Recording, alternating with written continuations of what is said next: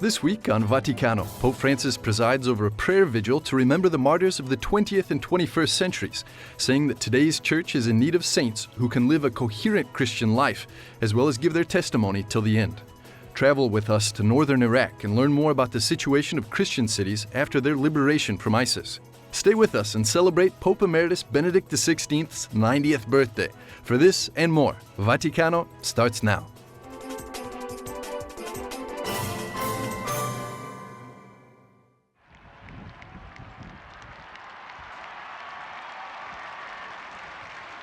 Last Sunday, April the 23rd, Pope Francis led the prayer of the Regina Coeli from the window of the Apostolic Palace. In his address, the Holy Father explained why this Sunday takes two particular names, In Albis or Divine Mercy Sunday. In Albis literally means in white. According to tradition, newly baptized members of the Church would wear white garments during the week of Easter until this Sunday, when the garments were taken off and the neophytes started their new life in Christ in the Church. The second name, Divine Mercy Sunday, comes instead from the Jubilee year in 2000, when St. John Paul II established on this day a feast of mercy. The risen Jesus has sent to his church as a first task his own mission to bring to everyone the concrete announcement of forgiveness.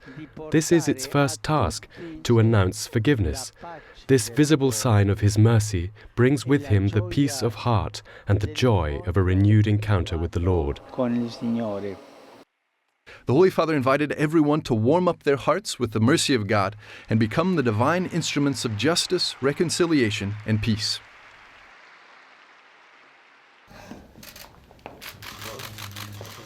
On the morning of Saturday, April the 22nd, Pope Francis received in private audience their Serene Highnesses Prince Hans Adam II and Hereditary Prince Alois of the Principality of Liechtenstein. During their cordial discussions, the leaders of the two states highlighted the good relations between the Holy See and Liechtenstein. Prince Hans Adam II recognized the historic role of the Catholic Church and the positive contribution that the Church continues to offer to the life of the country. Pope Francis thanked the Principality for its efforts in protecting human rights in the international sphere. Liechtenstein is a microstate in Central Europe with a predominantly Catholic population of about 40,000 people. On Saturday, April the 22nd, Pope Francis visited the Basilica of St. Bartholomew on the Tiber Island.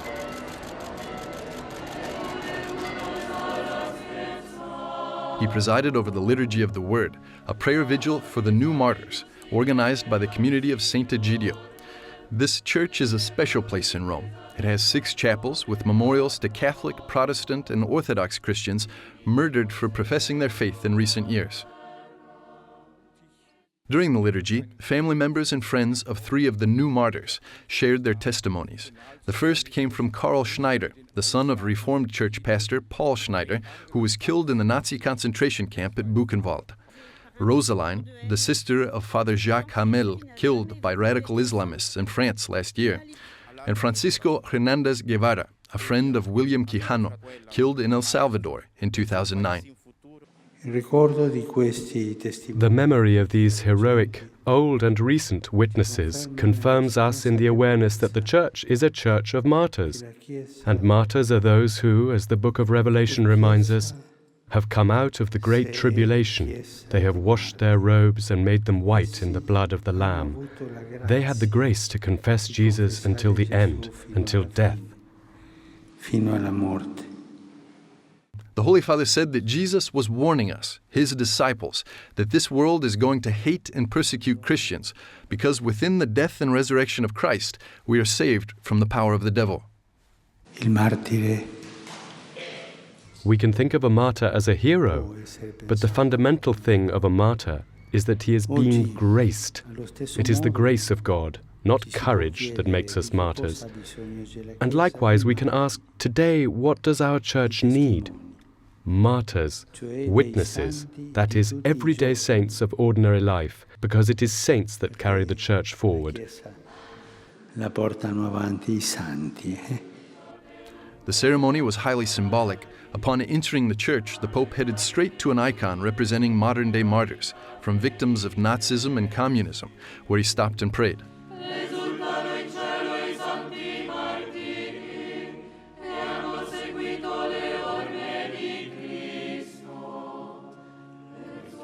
During the service, the Holy Father wore a stole that belonged to Chaldean priest Raghid Aziz Ghani, who was killed in Mosul, Iraq in 2007.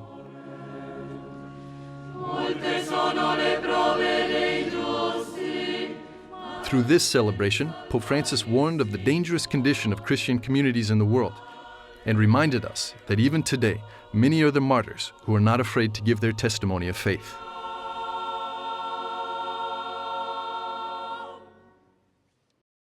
Pope Francis gave the first pontifical TED Talk on Wednesday, April the 24th. This unexpected address lasted 18 minutes and was screened as a surprise to audience members in Vancouver, Canada. Buonasera, oppure buongiorno, non so che ora è lì da voi. A qualsiasi ora sono però contento di partecipare al vostro incontro. The Holy Father centered his message on the importance of dialogue and the culture of inclusiveness. Incontrando o ascoltando ammalati che soffrono, migranti che affrontano tremende difficoltà in cerca di un futuro migliore, carcerati che portano l'inferno nel proprio cuore, persone specialmente giovani che non hanno lavoro, mi accompagna spesso una domanda: perché loro e non io? TED, which means Technology, Entertainment, Design, is a nonprofit media organization devoted to spreading ideas in the form of short talks. It covers a broad range of topics in more than 100 languages. The Future You. This is the theme of this year's TED conference, in which about 2,000 attendees participated, including politicians, businessmen, and scientists. In his address, Pope Francis recalled to the participants the parable of the Good Samaritan. Come sarebbe bello se alla crescita delle innovazioni scientifiche e tecnologiche corrispondesse anche una sempre maggiore equità e inclusione sociale. Come sarebbe bello se, mentre scopriamo nuovi pianeti lontani, riscoprissimo i bisogni del fratello e della sorella che mi orbitano attorno. Before concluding, Pope Francis spoke about the new revolution, which can change the future of people's lives, the revolution of tenderness. Grazie.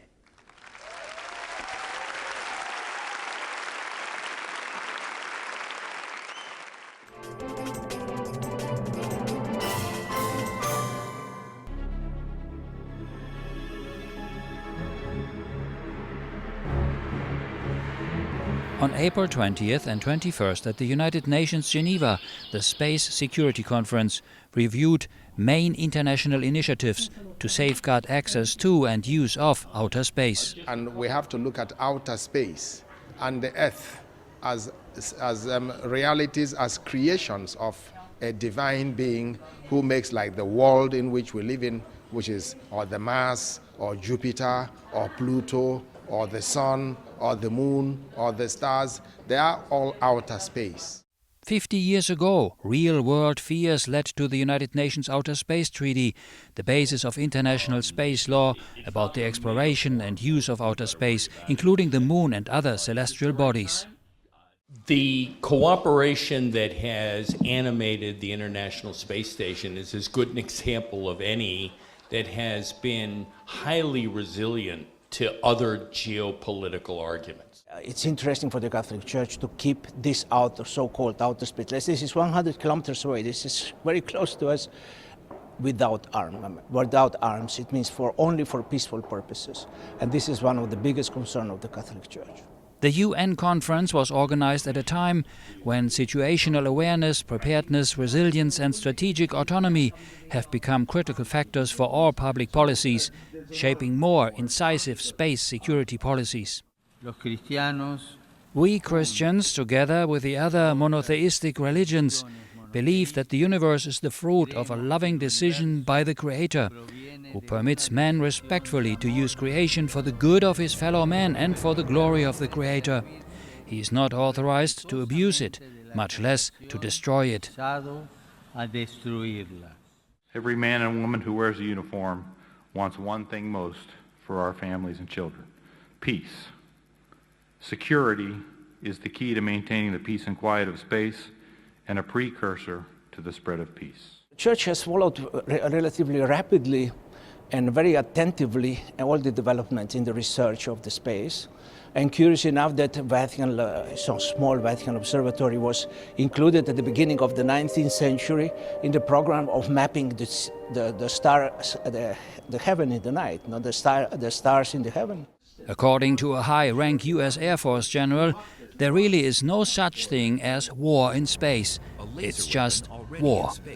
Or in Pope Paul VI's words, the real danger comes from man, who has at his disposal ever more powerful instruments that are as well fitted to bring about ruin as they are to achieve lofty conquests. Our problem is the major problem is to understand, let's say, and to treat outer space as a vital space for a human being. No?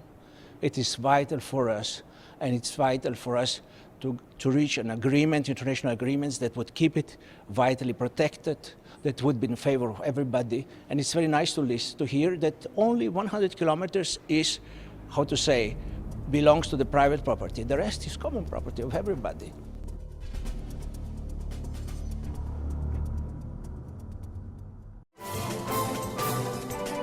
In a few moments, we'll be back with more on Vaticano.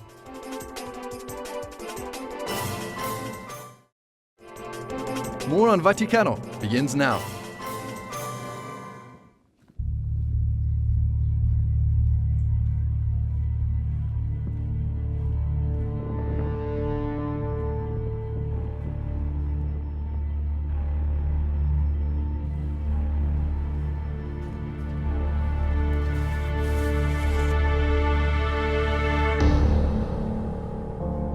We went inside, everything was a mess. There were crucifixes and rosaries on the floor, furniture upturned. It was just really quite shocking just how they just wrecked the place. I said, and others felt as well, that it was as though the place had been possessed, as though the devil had just gone through it. Northern Iraq, March the 18th. 4 months after the liberation of Mosul. These shots were taken by Edward Penton, a correspondent of EWTN's newspaper, the National Catholic Register. Together with a group organized by the charity organization Nazarene.org, he paid a visit to Karamlash and Karakosh, two Iraqi Christian towns, both of which suffered occupation by ISIS until they were liberated in December of 2016. I mean, it's basically a catalogue of desecration and destruction. Everywhere we went, there was desecration of churches, of cemeteries, bodies even dug up. One corpse was even beheaded, we heard, and it was just appalling, just what they'd done to the town. Christians have lived in these areas since the 7th century, but today almost all of the Christian inhabitants have fled the region.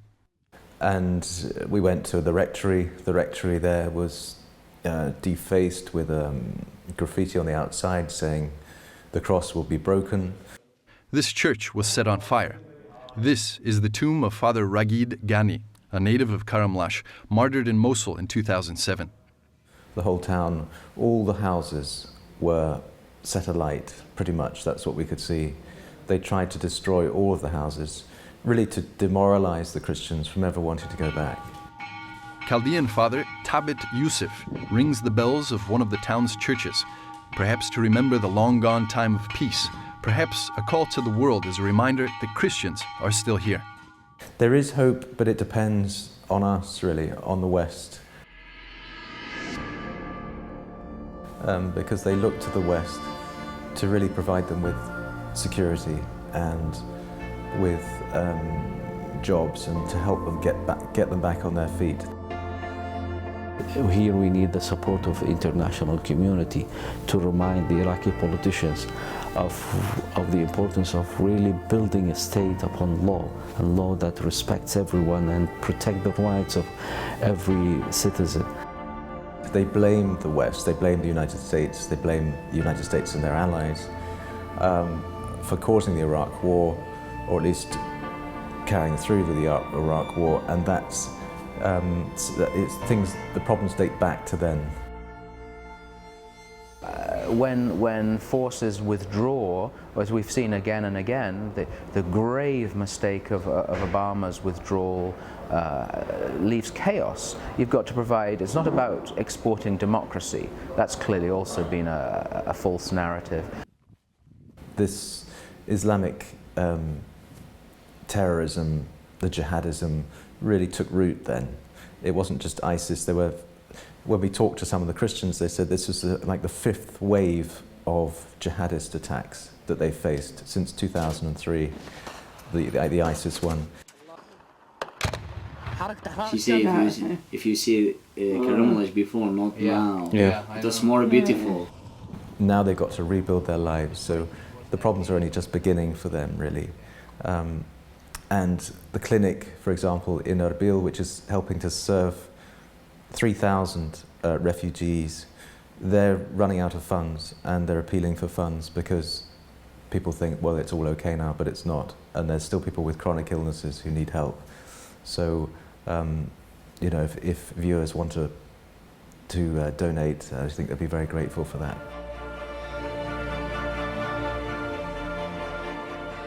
The faith is very strong there, of course, because they've really depended on their faith to see them through. And a lot of them will say, well, it's thanks to their faith that they could survive.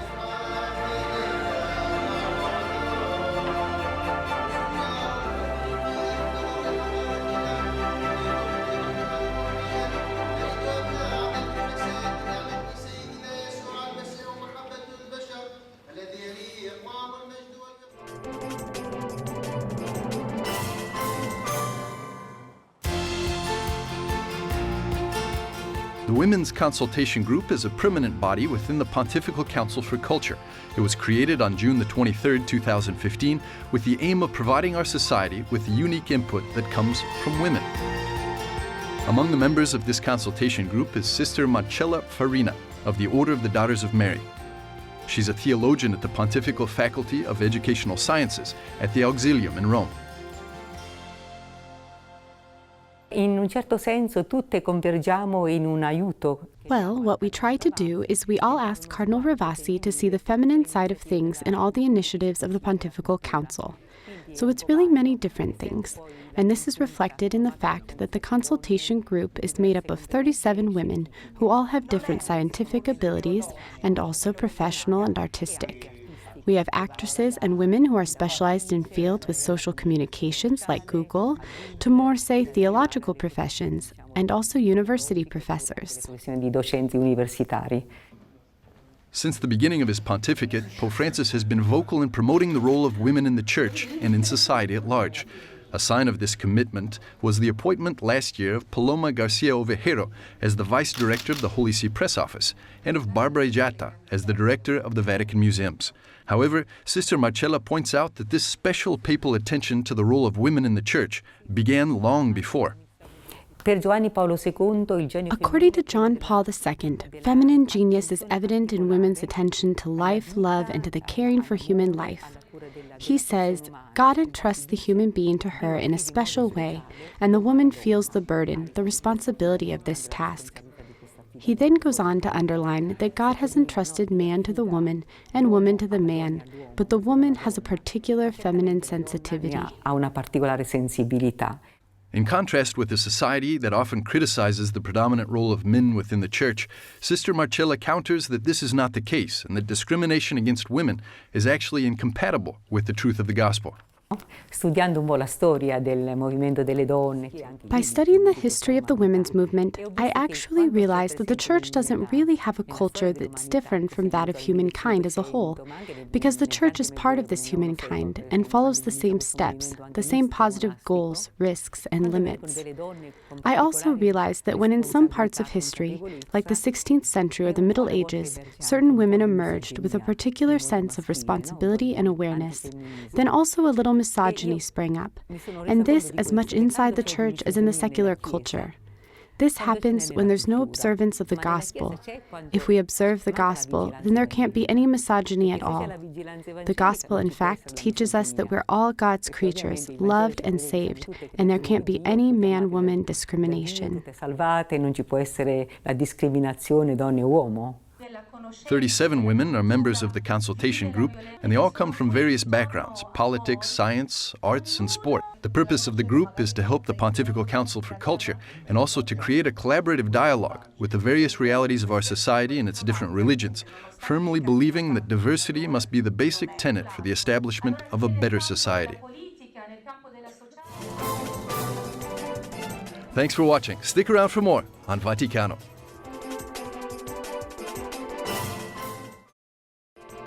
Welcome back. You're watching Vaticano.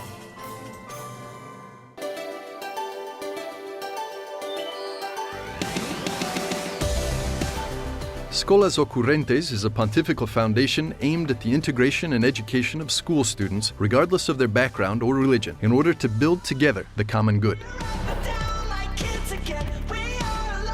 The initiative started in 2001 in Buenos Aires with the help of Archbishop Jorge Bergoglio, and it continues to this day with support of Pope Francis.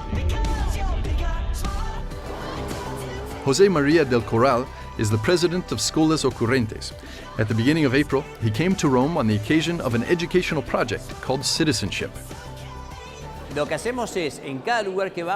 What we do in every place we go is put together schools of all kinds, public, private, lay or religious, or of various confessions, and with all these students coming from all these schools, we have a full immersion of 2 weeks. During the 7-day program, these students discuss the various issues that they face in society and at school: corruption, unemployment, social and family indifference, discrimination and bullying. I believe this program can change people's mentality, promote the culture and religion in the whole country. It's important because it's not like every day we can talk about these things. And now we have the chance to think about them and to come up with solutions to improve and change these bad things. This project brought together around 200 students from different schools in Rome. At the end of the encounter, the students prepared a concrete proposal to improve their situation. This proposal was then given to Pope Francis. The Pope knows, and sees each time more proof of this, that if we want to change the world, we must start from changing education, and that young people are the key of this educational change, because sometimes we have lost them for other reasons. And the Pope says that it's young people, united, young people from all over the world, who will make the culture of encounter possible. Founded only 6 years ago, Scolas Occurrentes counts today with over 400,000 members spread across the globe. By connecting young people through sports, science, technology, and art, the foundation is making the greatest effort possible so that they will become the protagonists of a better world.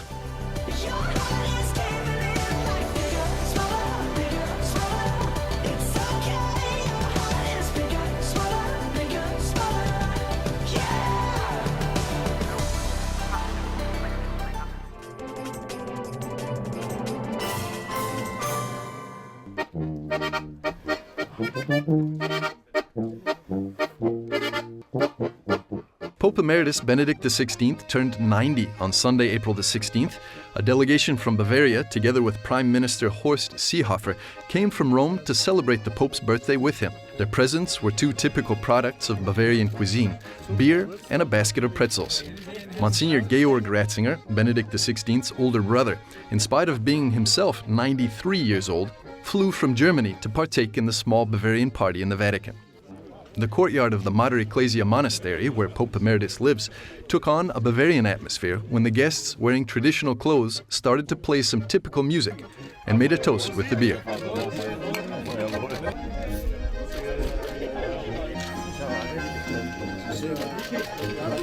Die Erde, wie Gott geschenkt hat, da waren auch Prüfungen in schweren Zeiten.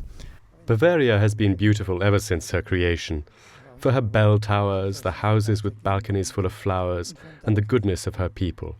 It is beautiful in Bavaria because one knows God, knows that He has created the world, and knows that it is good when we work to better it with Him.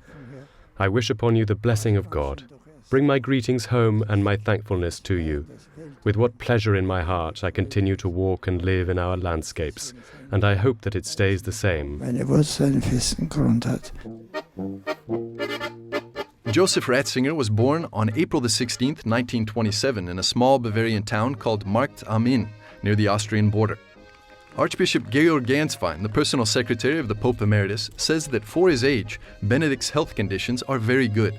The only issue is his weakening legs, but his mind is clear and he still has a great sense of humor.